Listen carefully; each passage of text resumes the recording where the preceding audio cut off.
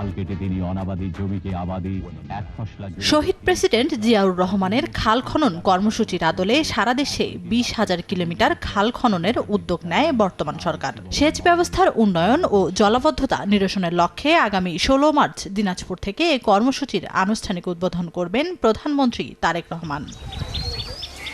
কাহারোল উপজেলার বলরামপুরের সাহাপাড়া খাল দীর্ঘদিনেও খনন না হওয়া 12 কিলোমিটার খালের বিভিন্ন অংশ ভরাট হয়ে গেছে।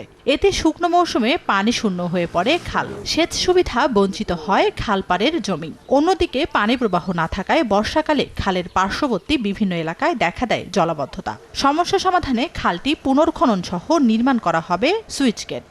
বীরগঞ্জ উপজেলার ভবানীপুর খালেও একই দশা, পুনর্খনন করা হবে সেই খালও। এদিকে খনন কাজ শুরুর সার্বিক প্রস্তুতি পরিদর্শন করছেন পানি সম্পদ মন্ত্রী ও প্রতিমন্ত্রী।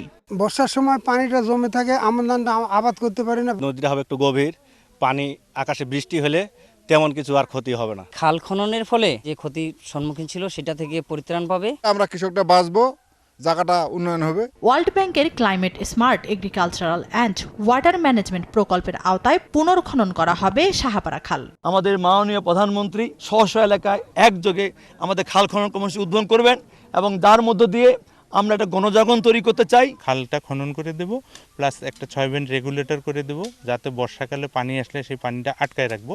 তাহলে এই 2,500 হেক্টরের জমি সারা বছর ইরিগেশন করতে পারবে। দুটি খাল পুনর্খননের পর দিনাজপুরে সেচ সুবিধার আওতায় আসবে 10,000 বিঘা জমি। সময় সংবাদ, দিনাজপুর।